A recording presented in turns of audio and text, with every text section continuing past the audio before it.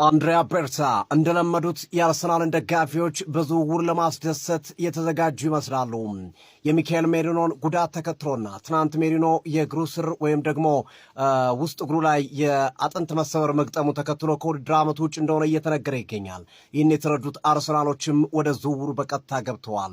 በዝውውሩ ውስጥ ካቀዷቸው ተጫዋቾች መካከል ደግሞ የኒውካስሉን የአማካይ መስመር ተጫዋች ሳንድሮ ቶናሊን ለማዛወር ከኒውካስል አርሰናሎች ጥያቄ አቅርበዋል። እስካሁን የኒውካስል አመራሮች የአርሰናልን ጥያቄ ግን አልተቀበሉትም።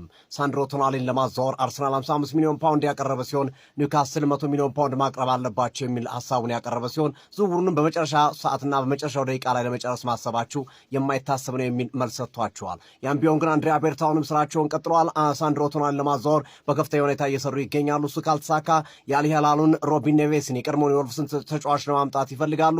እሱም ካልሆነ ደግሞ የተለያዩ ወጣትና ታዳጊ ተጫዋቾችን ከብራዚሉ ኮረንቲያስ እንደዚሁም ከብላክበርን ከስኮትላንዱ ሆርትስ ክለብ የተለያዩ አማራጮችን እየተመለከቱ ይገኛሉ። የሚካኤል ሜሪኖን ቦታ ለመተካት በመጨረሻዎቹ ሰዓታቶች ላይ አርሰናል እየተጣደፈ ነው። አዲስ ያልተጠበቀ አስገራሚ ዝውውር ቤርታ እንደለመዱት ያሰሙ ይሆን? የመጨረሻዎችን ሰዓታት መጠበቅ ግድ ይለናል። ያ ካልሆነ ግን ውስጣዊ አማራጮችን ሊመለከቱ ይችላሉ። ከተስፋ ቡድኑ ጋር ልምምድ እየሰራ የሚገኘው አሌክሳንደር ኦክስሌድ-ቻምበርሊን አሊያም ደግሞ ማይል ሉዊስ ስኬሊን ከግራ መስመር ተጫዋችነት ይልቅ የአማካይ መስመር አጥቂ አድርገው አማራጮችን ለመፈለግና ለመፍታት ጥረት እንደሚያደርጉ የሚጠበቅ ነው የሚሆነው። ሀሳብ ስጡበት እስኪ። አርሰናል የሚካኤል ሜሪኖ መጎዳትን ተከትሎ የግድ ተጫዋች ማምጣት አለበት ብላችሁ ታስባላችሁ? ሀሳብ ስጡበት። የፕላስ ምልክቱ በመጫን ፎሎ ያድርጉ። ይህ ትርታ ሲቲ ስፖርት ነው። ይመቻችሁ። ከዛ ባለፈ ግን በትናንትናው ጨዋታ አንዱን ተጽዕኖ የፈጠረ የሚመስለኝ ነገር ሪያን ቸርኬን አይቶ ከሆነ አሉቲ በአንድ አክሲደንት አንዴ ወደቀ፣ ሁለተኛ ሲወድቅ ቲያን ራይንደርስን አስነሱት ጋርዲዮላ ቀይረው ሊያስገቡ። ከዛ ለምንድን ነው የምቀይረው ብለው ጸብ ውስጥ ገቡ። ሁለቱ ክሊርሊ በሚታይ ሁኔታ ሲነጋገሩ ነበር። ጋርዲዮላ እየተበሳጩም ቢሆን እምቢ ስላላቸው አልቀየርም ስላላቸው አስቀጠሩት። ከዛ በኋላ ግን አይ ቲንክ ሪያን ቸርኬ ሲያስብ የነበረው ከጋርዲዮላ ጋር ስላለው ጸብ እንጂ ስለተነጋገረው ነገር ነው እንጂ ስለ ጨዋታው ሲያስብ አልነበረም። ከዛ በኋላ ቸርኬ የለም፣ ጎል ያስቆጠረው ቸርኬ አስደናቂ እንቅስቃሴ ያደረገ የነበረው የማይጠበቅ ጎል ነው እኮ ያስቆጠረበት አንግል። እሷም አንዷ በጨዋታው እንቅስቃሴ ላይ ተጽዕኖ የፈጠረች ናች። ጋርዲዮላ ውጣ ሲል ነበር፣ ሪያን ቸርኬ አልወጣም አለ። በስልጣኑ ቀጠለ። ከዚህ በኋላም ተጽዕኖ ሊኖረው ይችላል ይሄ ጉዳይ። በሚቀጥሉት ጨዋታው ሪያን ቸርኬና የጋርዲዮላ ግንኙነት ሊሻካ አይወድም። ጋርዲዮላ እንደ ነገር በፍጹም አይመቻችሁ። እነ ዴብሮይን እና አጉዌሮ እናስታውሳለን ነበር። አይቀበሉም እንደ ነገር በጣም ፈጽሞ የሚቀበሉ አይነት አሰልጣኝ አይደሉም። የማድዌክ የመሰለፍ ግን አንዳንድ ሰዎች እንደሚሉት የአርሰናል በዚህ ውድድር ዘመን ሻምፒዮን የመሆን ዋና ምክንያት ሻምፒዮን የሚሆን ከሆነ ይሄ ሲዝንማ የአርሰናል ሲዝን ነው ሰዎች እንዲሉ የሚያደርገው አንደኛው የቡድን ስብስቡ ጥልቀት። አሁን ዝም ብላችሁ ገምቱ።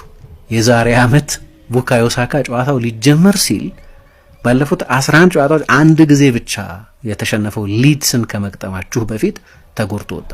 እርሱት ሊድስ 16ኛ መሆኑ የሆነ ጊዜ የአሰልጣኙ መሰናበት የሆነ ጊዜ የሊድስ መውረድ የተረጋገጠ መስሎ ነበር። በቅርብ ጊዜ እነዛ የጠቀስኳቸው ትልልቅ ጨዋታዎች ላይ ብቻ ሳይሆን በጣም በግሩም ፎርም ላይ የሚገኝ ቡድን እና በማንኛውም ባላጋራ ላይ ይሁን ብቻ ሳካ ተጎዳና ከጨዋታው ውጭ ሆነ ቢባል የአርሰናል ደጋፊዎችን ስሜት መገመት ይቻላል።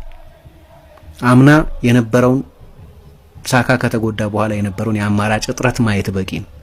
ስተርሊንግ ነበር አይደለም፣ በቃ ሙሉ ለሙሉ የተሟጠጠ የሚመስለው ስተርሊንግ ነው ይሰለፍ የነበረው። ወይ ገና በ17 ዓመቱ ነው ኤታን ዋኔሪ እንዲጫወት ይደረግ የነበረው። ጥሩ ተጫዋች ነው ኤታን ዋኔሪ። ስተርሊንግ ድሮ ጥሩ ተጫዋች ነበር፣ ግን አንደኛው ፖስት ፒክ ላይ ነው ያለው፣ አንደኛው ገና ልጅ ነው፣ አንደኛው ያለ ጫና ማደግ ያለበት ነው። አሁን በስብስቡ ጥራትና ጥልቀት ምክንያት በውሰት ወደ ማርሴይ ሄዷል። የኦፕሽንን አስፈላጊነት የሚያሳይ ነው። የአርሰናል የጌም ብሬኪንግ ጎሎች የተገኙት እዚህ ጨዋታ ላይ እንዲሰለፍ ባልተጠበቀ ተጫዋች ነው። እሱ ነው ትልቁ በዚህ ዓመት ያለው የጥራት ልዩነት። ማድዌኬ ጥሩ ሲዝን እያሳለፈ አይደለም በፕሮዳክቲቪቲ ግን የእንግሊዝ ብሔራዊ ቡድን ተጫዋች ነው። የቼልሲ ጀማሪ ተጫዋች ነው። የቼልሲ የመጀመሪያ ተሰላፊ ተጫዋች የነበረ ተጫዋች ነው። ትልቁ ልዩነት እርሱ ነው። ግን እሱ ብቻ አይደለም። በሁለተኛ አጋማሽ አርቴታ እንዲያውም ስብስቡ በጣም ሰፊ በመሆኑ ምክንያት ስታርተርስ ኤንድ ፊኒሸርስ የሚላቸው አሉ። ጨዋታ የሚጀምሩልኝ ጨዋታ የሚጨርሱልኝ የሚላቸው አሉ። በሁለቱም አይን ብታዩት ስታርተርስ ኤንድ ፊኒሸርስ በሁለቱም አይን ብታዩት ጨዋታውን የጀመሩት ተጫዋቾች ቡድኑ 2-0 እንዲመራ አድርገውታል። ጨዋታውን የጨረሱት ተጫዋቾች ኦዴጋርድ፣ ማርቲኔሊ፣ ጄሱስ፣ ካላፊዮሪ፣ ኤዜ ቡድኑ ተጨማሪ 2 እንዲያስቆጥር አድርገውታል። የስኳድ ዴብዝ ከስትሬንግዝ ጋር ማለት ይሄ ነው።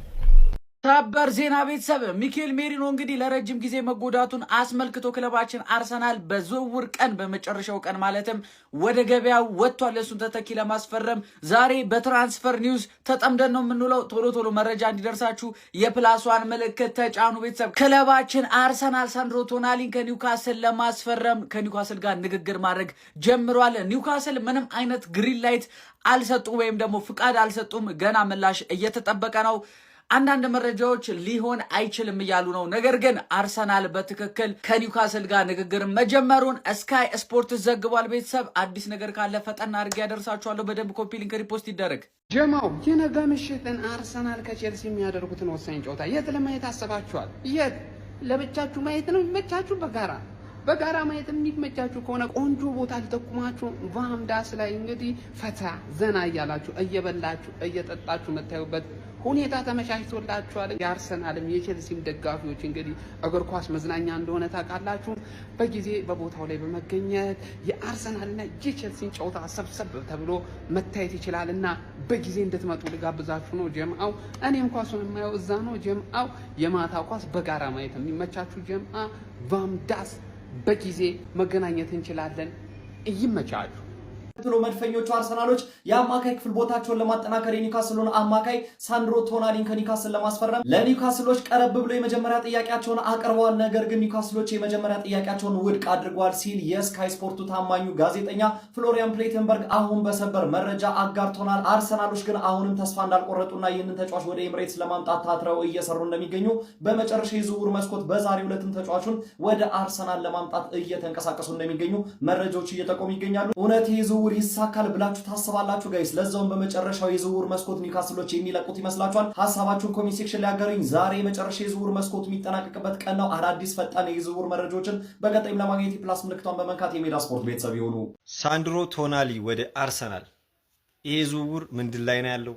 የመሳካት እድልስ አለው ወይ የሚሉትን በቃ ዲቴል የሆነ መረጃ ይዤ ከች ብያለሁ። ለሰፊ አርሰናል ድጋፍ ቪዲዮ እንዲደርስ በደንብ ኮፒ ሊንክ ታደርጉታላችሁ። እንግዲህ ከሰዓታት በፊት ነው ለስካይ ስፖርት ጀርመን የሚጽፈው ፕሌቲጎል ማለት ፍሎሪያን ፕሌተንበርግ ነው አርሰናሎች ንግግር እንደጀመሩ ኤክስክሉሲቭ ብሎ ምናምን ዘገባ ይዞ የወጣው። ከዛ እኔም ቪዲዮ ሰርቼ ነበር። ከዛ በኋላ እንግዲህ ነገሮች እየወጡ ሲመጡ ማለት ነው እኔ ያው ከጀርመን ሰው ነውና እኔ ብዙ ማላም ነው በዝውውር ጉዳይ ስፔሻሊ በክለባችን ጉዳይ ማለት ነውና ከዛ ወደ ኒውካስትል አካባቢ ያሉ አንዳንድ ምንጮች አርሰናል ያው ንግግሮችን አድርጓል፣ ግን ኢሚዲየትሊ ነው ኒውካስትሎች እንትን ያደረጉበት ማለት ነው ፍላጎቱን ላይክ እንደማይፈልጉ እንትን ያሏቸው ማለት ነው። ከዛ የኛ በጣም ታማኝ የምንለው ሶርስ አሌክስ ክሮክ ኮምፕሊትሊ የማይሆን የዝውውር ወሬ ነው በዚህ ቀን ብሏል። እንደ ላይ አትሰቡት ፌክ ነው ብሏል። ከዛ በኋላ አሁንም ቪዲዮ ሪከርድ በማድረግበት ታይም ላይ ቤን ጃኮብስም እንደዚሁ ኮምፕሊትሊ የማይሆን ነገር ነው ብሏል። ሶ እና ምን መሰላችሁ ደግሞ እቺን እንትናን ኢታን ዋኔሪ መመለስ ይቻላል የሚል ነገር ነበር እንግዲህ በሜሪኖ ጉዳይ ማለት ነውና ኢታን ዋኔሪ ውሉ ላይ አልተባለምና መመለስ አይቻልም በዚህ ወር ማለት ነውና ሳምዲ ነው እሱን የዘገበው። አሁን ሪከርድ እያረኩ ባለበት ታይም ጀለስ አሁንም ፕሌቲ ጎል ማለት ነው አርሰናል የመጀመሪያውን ጥያቄ ውድቅ ሆኖበታል። ድጋሜ ላይክ ውድቅ አድርገውበታል። ኔክስት ሌላ የተሻሻለ እንትን ይዞ የሚመጣ ከሆነ ሊቀበሉት ይችላሉ እያለ በቃ እየሰከሰ ነው ያለው። ግን እኔ ያው እንትን ስላችሁ ይሄኛው ዝውውር በዚህ ፍጥነት ይሳካል ብዬ አላስብም። እንግዲህ ማለት ምን የሆነ ሚራክል ካልተፈጠረ በቀር ማለት ነውና ያው ብዙም ተስፋ ባናደርግ ነው የምላችሁ። ስፔሻሊ ደግሞ ፕሌቲ ጎል ማመን ይከብደኛል። እስኪ ሐሳባችሁ ንገሩኝ።